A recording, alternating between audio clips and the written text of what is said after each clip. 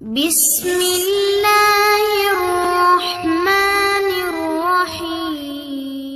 ایمان جس کا ہے وہ جہنم کا نام سنتے ہی ڈرنے لگ جاتا ہے۔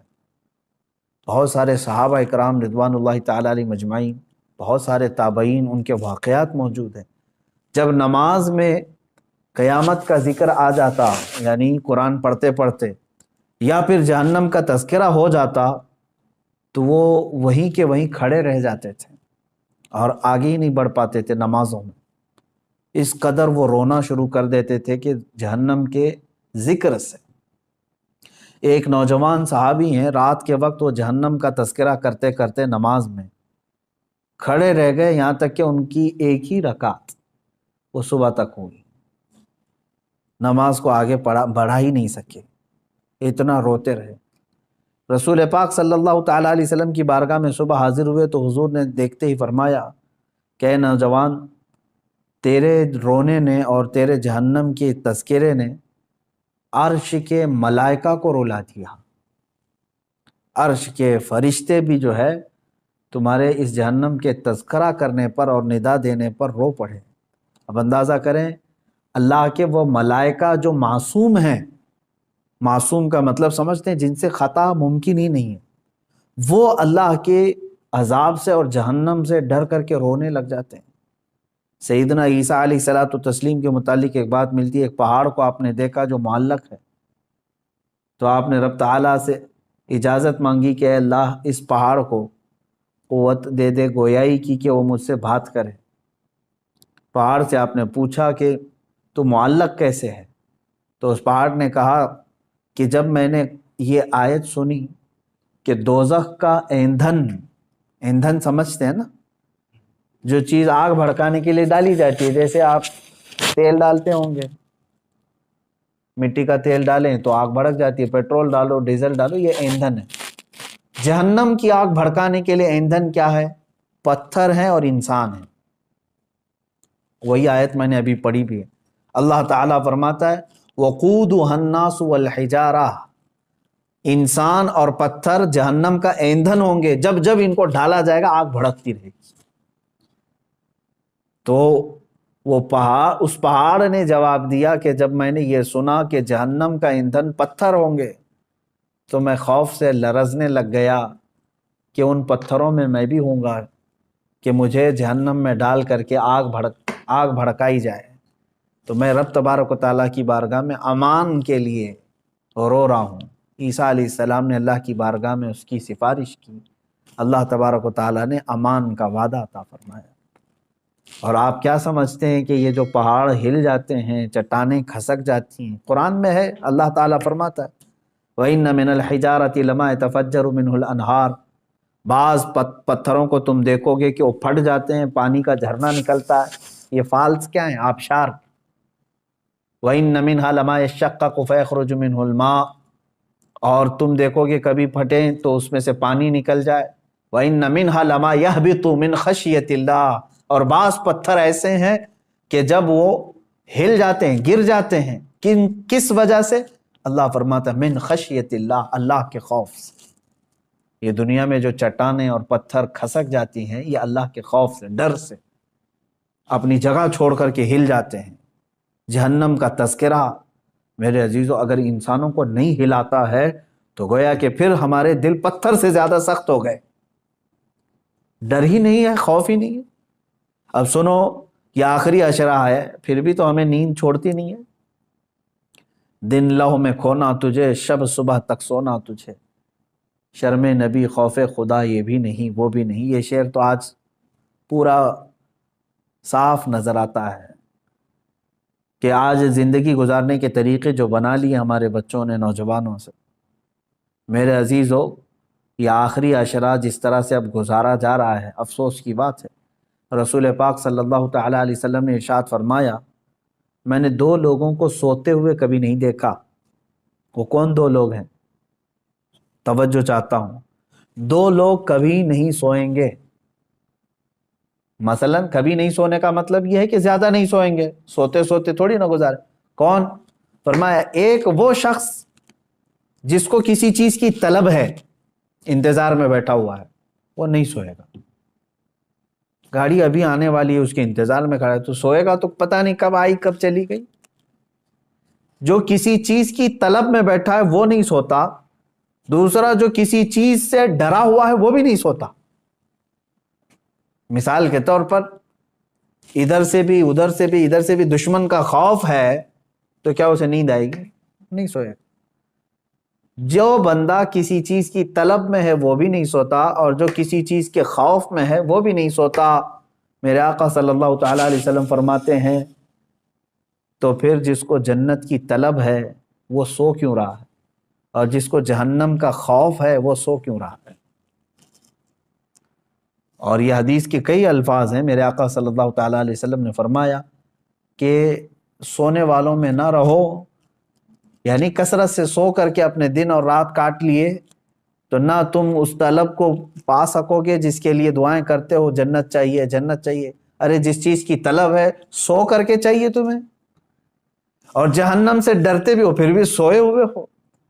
حضور پاک صلی اللہ تعالیٰ علیہ وسلم سونے والوں کے پاس سے گزرے اور پھر یہ ارشاد فرمایا، میں نے نہیں دیکھا کہ جہنم سے ڈرنے والے اس طرح سوتے ہیں۔ اور آیت کریمہ بھی میرے آقا صلی اللہ تعالیٰ علیہ وسلم نے تلاوت فرمائی۔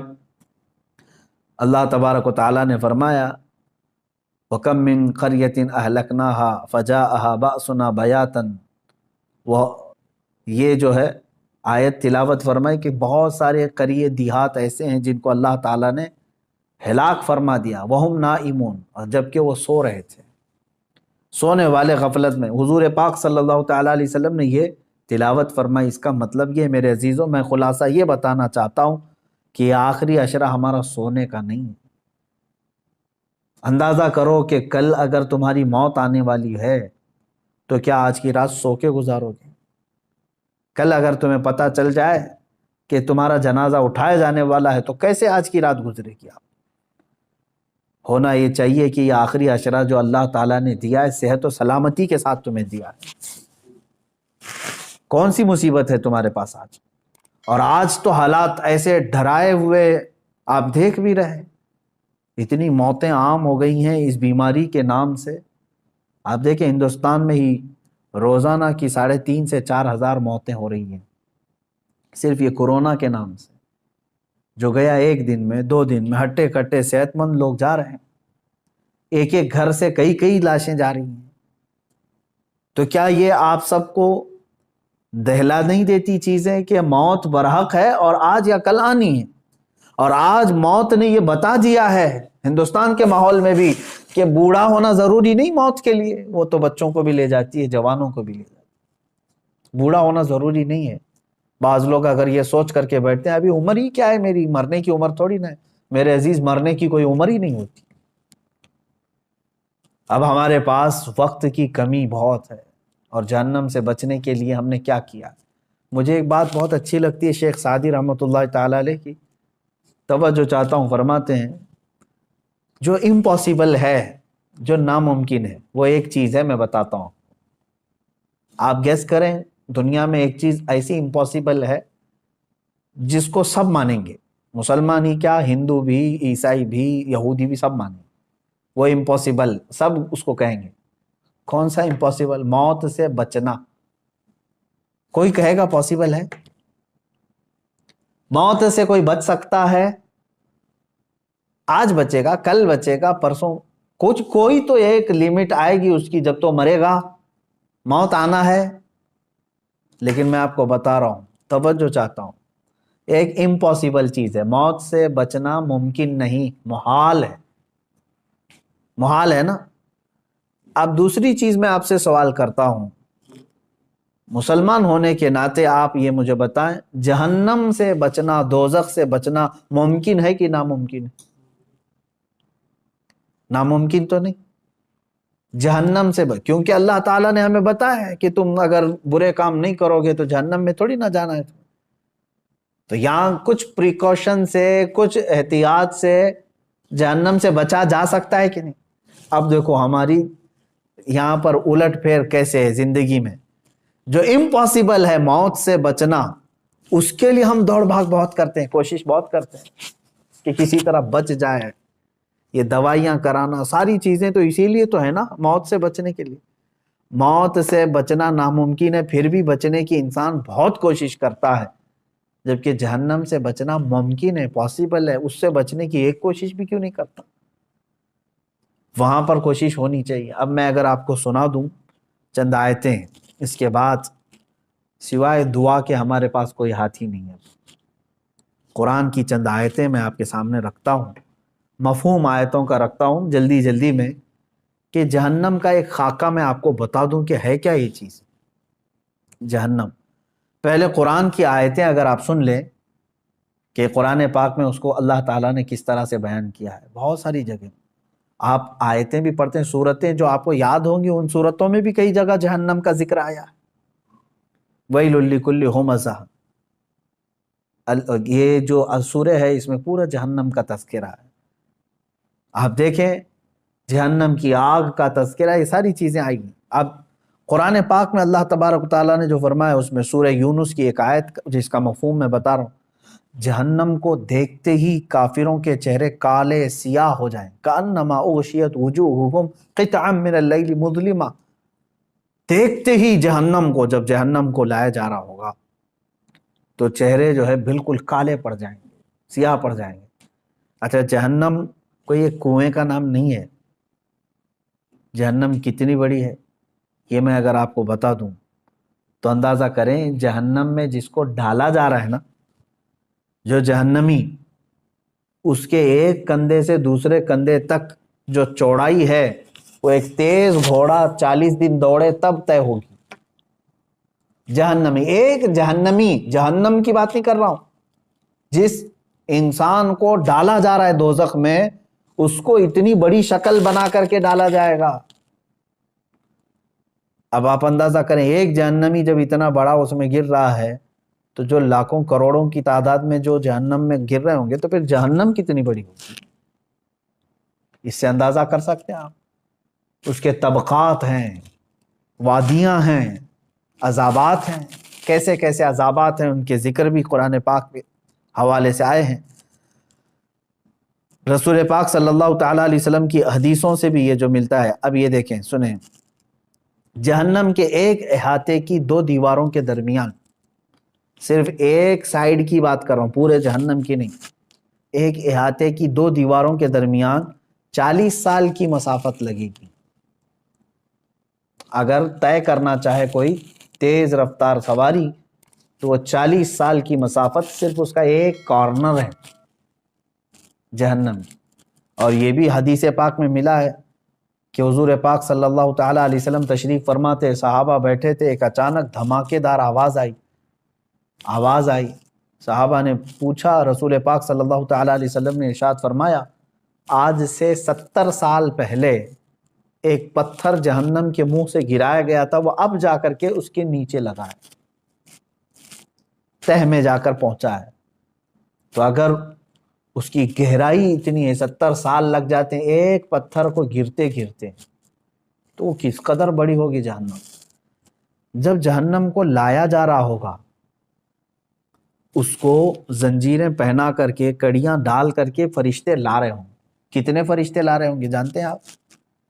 صرف جہنم کو لانے والے جو فرشتے ہیں وہ سب سے بڑے طاقتور فرشتے، جہنم کو کھینچ کر کے میدان محشر میں جب لایا جا رہا ہے، توجہ چاہیں، جب وہ فرشتے لا رہے ہوں گے تو کل تعداد جو بتائی گئی ہے بعض روایت میں 490 کروڑ فرشتے صرف اس کو تھامے ہوں گے، جس میں سے ایک فرشتے کی طاقت اتنی ہے، اللہ اکبر، کہ وہ دنیا کے سارے پہاڑوں کو اٹھا سکتا ہے۔ 490 کروڑ فرشتے جہنم کو کھینچ کر لا رہے ہوں گے۔ اب اور دیکھیں آپ، میں بتاتا ہوں، اس کو جو زنجیریں پہنائی گئی ہوں گی، ہر زنجیر کو 70,000 فرشتے پکڑے ہوں گے، ہر زنجیر کو، اس طرح کی 70,000 زنجیریں اسے لگی ہیں، فرشتے اسے کھینچ کر کے لا رہے ہیں۔ اور جب میدان محشر میں وہ جہنم کو لایا جائے گا، آگ اگلتی ہوئی جب وہ آ رہی ہوگی، اب یہ بات پڑھتے ہی دل دہل جاتا ہے میرا، کہ جیسے مجرمین کو دیکھے گی جہنم، جن کے لیے دوزخ لکھ دیا گیا یا ان کو دوزخ میں جانے کا آرڈر ہو گیا، تو جیسے ہی وہ مجرمین کو میدان قیامت میں جہنم دیکھے گی، یہ 490 کروڑ فرشتوں کے بھی ہاتھ چھوڑا کر کے بھاگنے لگی، ان سے بھی وہ ہاتھ چھوڑا کر کے ان مجرمین کی طرف بھاگے گی، اسے روکا جائے گا، زنجیریں کھینچ لی جائیں گی۔ کس کی طرف جائے گی؟ مجرمین کی طرف نگلنے کے لیے، کہ مجھے بھوک زیادہ ہے اور یہ مجرمین مجھے دیے جائیں۔ تو میدان قیامت میں آگ اگلتے ہوئے جہنم مجرمین کی طرف دوڑتی ہوئی آتی ہے، یہ سوچ کر کے ہی دل دہل جاتا ہے۔ اور پھر قرآن پاک میں اللہ تعالیٰ فرماتا ہے سورہ قاف میں، یوم نقول لجہنم حل امتلأت وتقول حل من مزید۔ وہاں کافروں کو، مشرکوں کو ڈالا جا رہا ہے دوزخ میں۔ کس طرح سے ڈالا جاتا ہے وہ بھی دیکھیں، قرآن میں ہے، اللہ فرماتا ہے وَإِذَا أُلْقُوا مِنْهَا مَكَانًا ضَيِّقًا مُقَرَّنِينَ دَعَوْا هُنَالِكَ ثُبُورًا۔ جب ڈالا جاتا ہے تو ایسی تنگ و تاریک جگہ سے ڈالا جاتا ہے، ظاہر سی بات ہے وہ داخل کیے جانے کی جگہ تاریک ہوگی۔ تاریک کا مطلب ایک تو اندھیری اور ایک تنگ، جیسے تلوار کی انی کو کسی جگہ پھنسایا جاتا ہے، کہا جاتا ہے کہ جہنمی کو اس طرح سے گھساتے ہوئے ڈھکیلا جائے گا وہ چھوٹی سی جگہ سے جہنم میں، جب اسے گرایا جائے گا، اور کافروں کو ایک تنگ اور تاریک جگہ پر ایسے ڈالا جائے گا کہ وہ ایک دوسرے کو چپک رہے ہوں گے جہنم کے اندر، اور بھرا جا رہا ہوگا انہی جہنم کے جہنمیوں سے۔ اب اللہ تعالیٰ فرماتا ہے پھر جہنم کو اللہ تعالیٰ پوچھے گا حل امتلأتی، کیا تو بھر گئی، سیراب ہو گئی، تیرا پیٹ بھر گیا؟ وہ تقول حل من مزید، تو جہنم پھر یہ کہے گی کہ اے مولا اور کچھ زیادہ ہو تو دے دے، اور کچھ مجرمین ہو تو دے دے۔ وہاں پر مجرمین چھاٹے جا رہے ہوں گے، دوزخ میں گرائے جا رہے ہوں گے۔ میرے عزیزو، جہنم کا تذکرہ یہ عام بات نہیں ہے۔ اور یہ دیکھیں حضور پاک صلی اللہ تعالیٰ علیہ وسلم ارشاد فرماتے ہیں کہ جہنمی اس قدر آنسو بہائیں گے وہاں پر دوزخ میں، روئیں گے، اتنا روئیں گے کہ ان کے آنسوؤں میں کشتیاں چلائی جا سکتی ہیں، اتنا رو رہے ہوں گے وہاں پر۔ اور جہنم میں جب ڈال دیا جائے گا تو وہ پھنکارے ماریں گے، اس طرح شور ہوگا دوزخ میں، اتنا شور ہوگا کہ ایک دوسرے کی آواز کسی کو نہیں سنائی دے رہی ہوگی۔ وہ ہر کوئی، کیوں نہیں شور ہوگا؟ کہ جو وہاں پر ان کو زندگی دی جا رہی کیسی ہے جانتے ہیں؟ آگ کا بچھونا، آگ کا اوڑھنا، اللہ اکبر، آگ کی زنجیریں ان کو پہنائی جا چکی ہوں گی، ہاتھوں میں بھی اور پیروں میں بھی۔ اور وہاں کا ایک سانپ اونٹ کے برابر، اور بچھو خچر اور گھوڑے کے برابر کے، اگر وہ ڈنک مارے تو روایت میں ملتا ہے کہ 40 سال تک اس کا درد محسوس کرے گا وہ۔ اور جو اس کی چمڑی ہے جہنمی کی، وہی چھوٹی موٹی نہیں ہے، 42 ہاتھ کے برابر کی موٹی چمڑی ہوگی۔ ایک جہنمی کے جسم پر جو چمڑی ہوگی اس کو جلایا جا رہا ہوگا، اتنا بڑا اس کو بنا کر کے عذاب چکھایا جائے گا۔ اور قرآن پاک میں اللہ تعالیٰ نے فرمایا فَذُوقُوا بِمَا كُنْتُمْ تَكْفُرُونَ، چکھو اب عذاب جو تم کفر کرتے تھے دنیا میں، بہت کفر کرتے تھے، انکار کرتے تھے، آج چکھو۔ اللہ تبارک و تعالیٰ کے فرشتے جب جہنمیوں کو لا رہے ہوں گے، کس طرح سے؟ کہا گیا منہ کے بل لائے ہوں گے، بعض کو ان کا منہ دونوں گھٹنوں کے بیچ میں پھنسا کر کے اور وہاں سے ان کی گردن پکڑ کر کے کھینچتے ہوئے دوزخ کی طرف لا رہے ہوں گے، اور بعض کو ان کے پیٹ کی انتڑیاں پیچھے کے مقام سے باہر نکالی جائیں گی اور اس طرح سے انہیں کھینچ کر دوزخ میں ڈالا جائے گا۔ آپ یہ مت سمجھنا کہ جہنم ہمارے لیے نہیں ہے، کافروں کے لیے، کافروں کے لیے ہمیشہ ہمیش کے لیے۔ لیکن مسلمان بھی اگر گناہ کرتا ہے تو اپنے گناہوں کی سزا بھگتنے کے لیے اسے دوزخ میں جانا ہوگا، دوزخ میں جانا ہوگا۔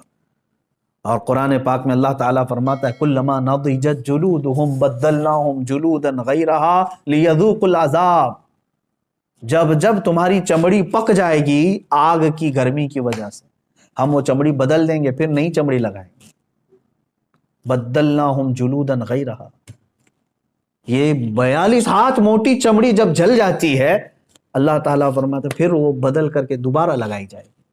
حضرت کعب احبار رضی اللہ تعالیٰ عنہ تابعی ہیں، فرماتے ہیں ان سے پوچھا گیا کہ حضور یہ کتنے ٹائم پہ بدلی جائے گی؟ توجہ چاہتا ہوں، روزانہ نئی چمڑی بدلی جائے گی روزانہ یا مہینے میں؟ حضرت کعب احبار فرماتے ہیں نہیں، 1 گھنٹے میں 70 بار بدلی جائے گی، 1 گھنٹے میں 70 بار وہ چمڑی بدلی جائے گی جہنمی۔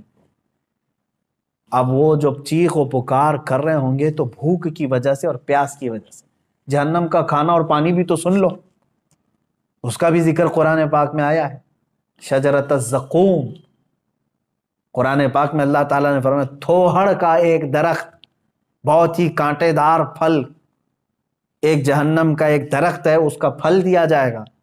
کہا گیا اس پھل کا ایک دانہ اگر دنیا میں گرا دیا جائے تو سارے جانور اور انسان مر جائیں اس کی کڑواہٹ سے، وہ ایک پھل کا، اس کی کڑواہٹ۔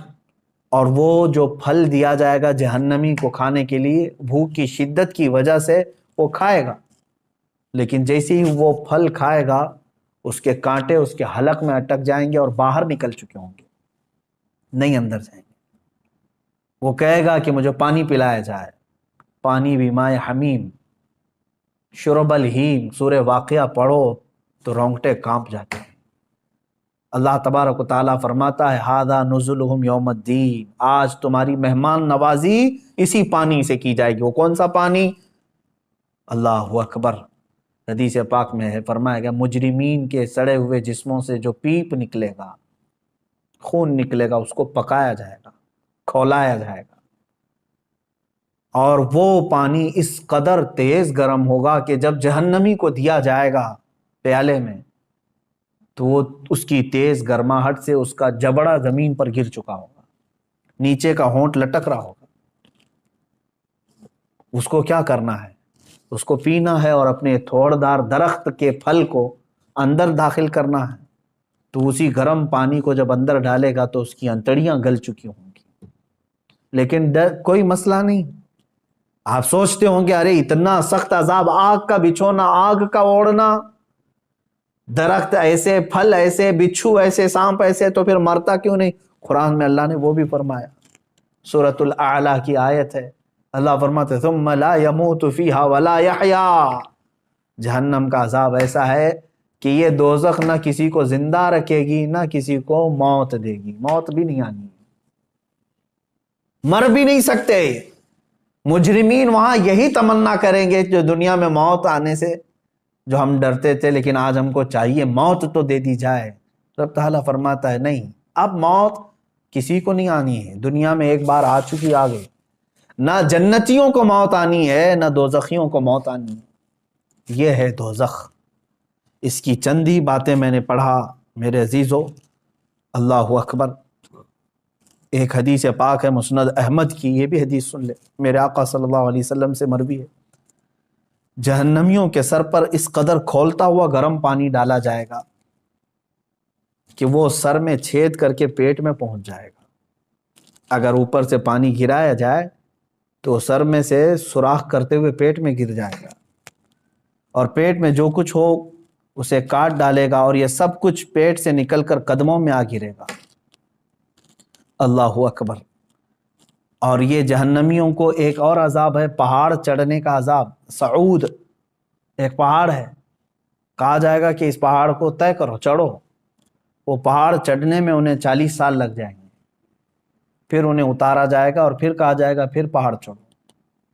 تو کچھ لوگوں کو یہ پہاڑ چڑھنے کا عذاب دیا جائے گا، یہ قرآن پاک میں بھی ذکر ہے، 70 سال لگ جائیں گے پہاڑ چڑھنے میں۔ جہنمیوں کو مارنے کے لیے جو لوہے کے گرز وہاں پر ہیں اتنے وزنی ہیں کہ سارے انسان اور جنات ملا کر کے بھی اسے اٹھا نہیں سکیں گے، لیکن وہ فرشتے جو عذاب دینے والے فرشتے ہیں وہ سخت ہیبت ناک شکل میں جہنم میں موجود ہوں گے، جو عذاب دے رہے ہوں گے، اور بے رحم، بالکل کسی پر رحم نہیں کھائیں گے۔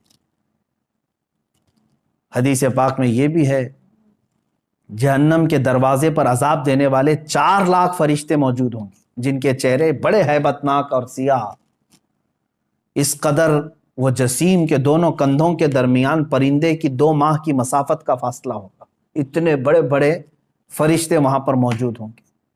یہ چند تذکرے میں نے احادیث سے کیے، قرآن کی بہت ساری آیتیں ہیں۔ اللہ تبارک و تعالیٰ نے جو ارشاد فرمایا کافروں کے لیے جہنم کا عذاب، جہنم کی آگ جہنمیوں کے چہرے کا گوشت جلا ڈالے گی اور ان کے جبڑے باہر نکل آئیں گے۔ جہنم کی آگ لوگوں کو چکنا چور کرے گی۔ جہنم میں کافروں کا بند کر کے اوپر سے دروازے بند کر دیے جائیں گے۔ جہنم میں کافر شور مچائیں گے۔ یہ سب قرآن پاک کی آیتوں کا مفہوم میں نے بتایا۔ اب سنو، جہنم میں جانے والے 2 طرح کے لوگ ہوں گے۔ ایک کفر کر کے جا رہے ہیں، کفر یا شرک کر کے جا رہے ہیں، یعنی خدا کا دنیا میں انکار کیا تھا، یا تو پھر ضروریات دین میں سے کسی کا انکار کیا تھا جس کی وجہ سے کافر ہو کر کے مرا۔ یہ جو جانے والوں کی کیٹیگری ہے، یہ ہمیشہ کے لیے جائیں گے دوزخ میں۔ 100 سال، لاکھ سال، کروڑ سال، نہیں پتہ، نان اینڈنگ۔ اس کے بعد انہیں وہاں سے نہیں نکالا جائے۔ دوسری جماعت وہ ہے جو مومن تو تھے، مسلمان تو تھے، لیکن گناہوں میں ملوث تھے، رب تبارک و تعالیٰ کی نافرمانیوں میں ملوث تھے، نمازیں چھوٹی ہوئی ہیں، زکوٰۃ دیے ہوئے نہیں ہیں، روزے نہیں رکھے ہیں، لوگوں کو خیرات نہیں کرتے تھے۔ سورہ مدثر کی آیت ہے، بہت سارے جو مسلمان جہنم میں جائیں گے، ان سے پوچھا گیا عن المجرمین ما سلککم فی سقر یتساءلون عن المجرمین، آپس میں مجرمین پوچھتے ہیں تو کیوں آیا دوزخ میں؟ تو اکثر کا جواب کیا ہے؟ قالوا لم نک من المصلین۔ اکثر مسلمان جو دوزخ میں ہوں گے کہتے ہیں ہم نماز نہیں پڑھتے تھے۔ جن کی نمازیں باقی رہ گئی، یاد رکھ لینا دوزخ تمہارے انتظار میں ہے۔ روایات میں یہ بھی لکھا گیا ہے کہ بے نمازی کا نام جہنم کے دروازے پر لکھا جا چکا ہے۔ جو نماز ترک کر کے بیٹھا ہوا ہے، تم نے تھوڑی سی بستر کی نیند کے لیے یہ عشاء کی اتنی میٹھی نماز کو ترک کر دیا، اپنے رب کے حضور جھکنا تمہارے لیے بوجھل ہو گیا۔ تم ٹی وی کے سامنے، موبائل کے سامنے گھنٹوں بیٹھے رہ گئے، اپنے رب کے حضور 3 بار سبحان ربی الاعلیٰ کہنے کے لیے سر نہیں جھکا سکے۔ سر میں کیا ہو گیا تھا؟ بیماری آ گئی تھی، ہتھوڑا پڑ گیا تھا۔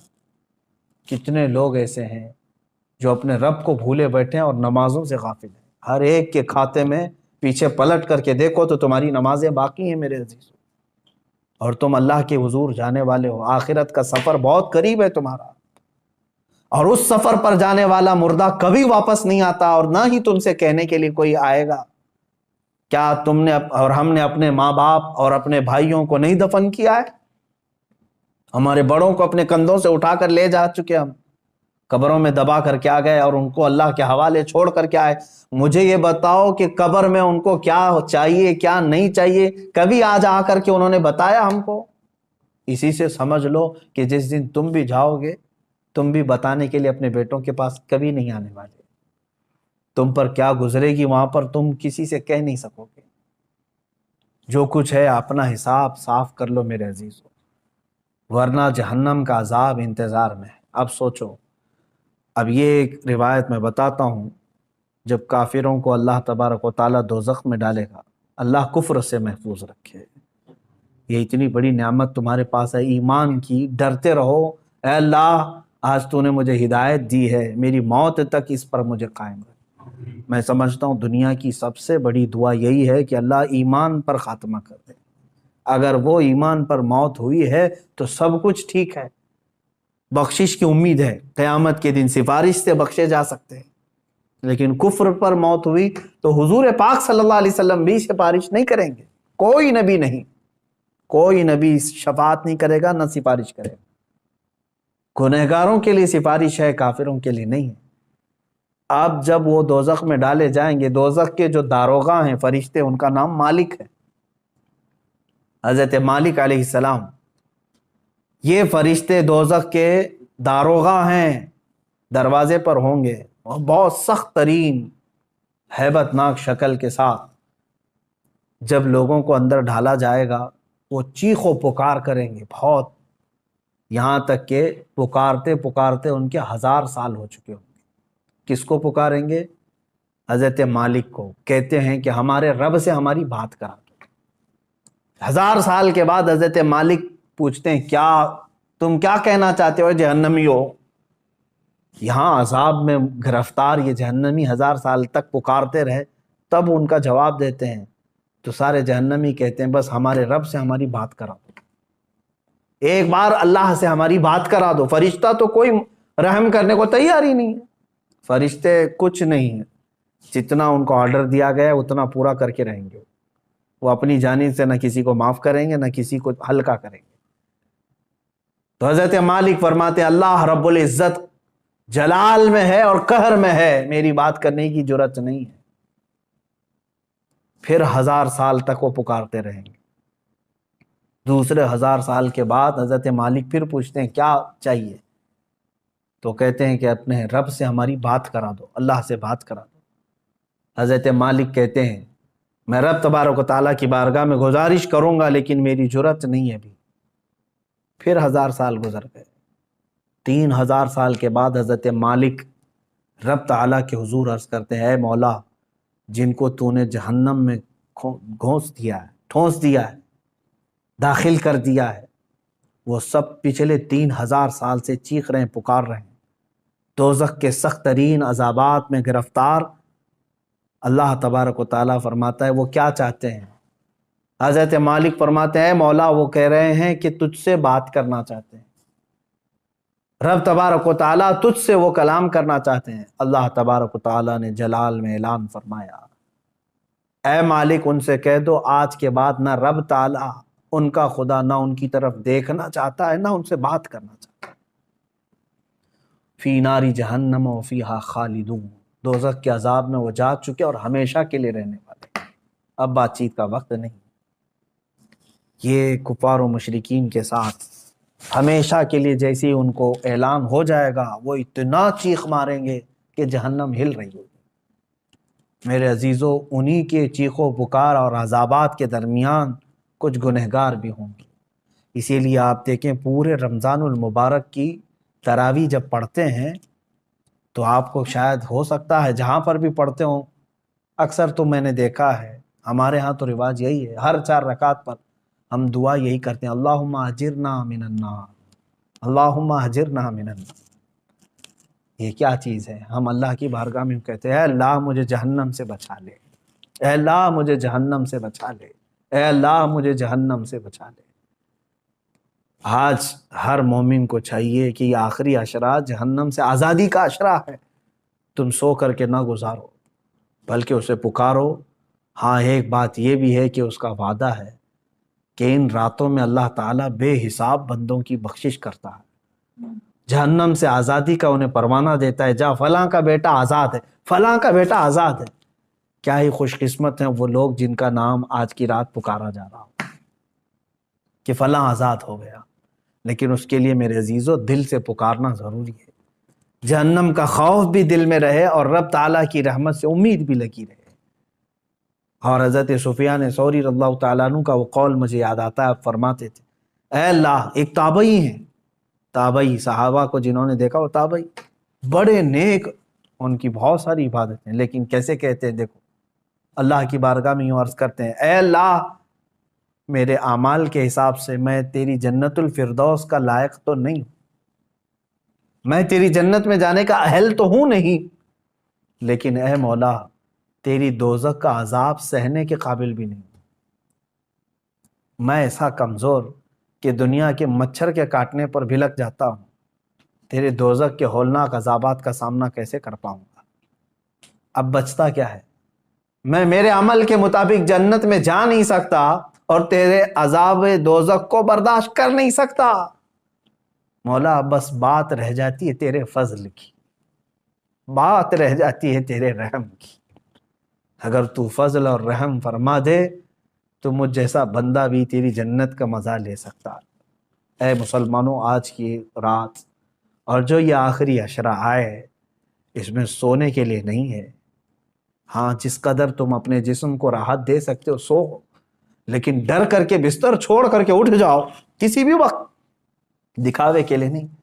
لوگ بھیڑ جمع کر کے سوچتے ہیں کہ ہم عبادتوں کے لیے چلے آئیں، بلکہ بسا اوقات ایسا بھی ہونا چاہیے آپ کے ساتھ. حضور صلی اللہ تعالیٰ علیہ وسلم نے اپنے رب تعالیٰ سے پوچھا کہ مولا تجھے تیرے بندوں میں سب سے زیادہ پسندیدہ بندے کون ہیں؟ اللہ تعالیٰ نے جو فرمایا وہ 3 قسم کے ہیں، اس میں سے میں ایک ذکر کرتا ہوں. فرماتے ہیں اللہ نے یہ فرمایا کہ جب دنیا سو رہی ہو تو میرا بندہ بستر چھوڑ کے میرے لیے کھڑا ہو گیا. اللہ فرماتا میں اس کی طرف بہت جلدی متوجہ ہوتا ہوں کہ یہ اپنی راحت اپنا سکون چھوڑ کر کے بستر چھوڑ کر کے کھڑا ہو گیا. کون سی چیز اس کو رات میں کھڑا کر رہی ہے؟ صرف اسے اس کے رب کی محبت کھڑا کر رہی ہے اور اس کے عذاب کا ڈر اسے کھڑا کر رہا ہے. میں نے جو آیت کی تلاوت کی تھی شروع میں، اس کا مفہوم یہی ہے. اللہ فرماتا ہے ایمان والو، یا ایھا الذین آمنوا قوا انفسکم، اپنے آپ کو بچاؤ، واہلیکم، اور اپنے گھر والوں کو بچاؤ. کس سے بچائیں؟ نارن وقودھا الناس والحجارہ، اس جہنم سے بچا لو اپنے آپ کو. اللہ فرما رہا ہے اس جہنم سے اپنے آپ کو اور اپنے گھر والوں کو بچا لو جس کا ایندھن میں نے انسانوں کو اور پتھروں کو بنایا ہے. کہیں ایسا نہ ہو کہ میرے عزیز ہو ہم بھی اس دوزخ کا ایندھن بن جائیں. جب آگ ٹھنڈی پڑنے لگے تو انسانوں کو اس میں جھلسا دیا جائے گا، داخل کر دیا جائے گا، حتیٰ کہ جب پتھر روتے ہیں تو پھر ہمارے دل کیسے سخت ہیں کہ ہم اس ڈر سے کیوں نہیں روتے، اللہ کے عذاب سے. آپ مجھے بتا دیں کسی کے پاس آج گارنٹی لیٹر ہے آپ کے پاس کہ تو دوزخ میں نہیں جا سکتا؟ مجھے بتا دو کسی کے پاس یہ گارنٹی لیٹر موجود ہے کہ تو دوزخ میں نہیں جا سکتا؟ میرے عزیزو ہمارے کسی کے پاس ایسی کوئی بھی چیز نہیں. ہمارے پاس تو کیا ہے؟ صحابہ اکرام کو جب حضور نے فرما دیا تھا کہ تم جنتی ہو، اس کے باوجود حضرت عمر اتنا روتے تھے کہ ان کی آنکھوں کے نیچے کالا حلقہ بن گیا تھا، کالا حلقہ بن گیا تھا. صحابہ، تابعین، اولیاء. حضرت عمر ابن عبدالعزیز رضی اللہ تعالیٰ عنہ، عید کا دن ہے، اب رمضان کے بعد عید کے لیے ہم سب زور شور سے تیاریوں میں رہتے ہیں، گھر میں بیٹھے رو رہے تھے. جن کے پورے قرآن پاک کی تلاوت اور روزوں کے ساتھ رمضان گزرا، عید کے لیے لوگ نئے کپڑوں کے ساتھ جب تھے، آپ رو رہے تھے. لوگ آئے آپ کو بلانے کے لیے، چلیں آج عید کا دن ہے. آپ نے فرمایا مجھے ڈر لگتا ہے کہ کہیں میرے روزے میرے منہ پہ مار دیے گئے ہوں گے، میری تلاوتیں پھینک دی گئی ہوں گی، تو میری کون سی عید ہے؟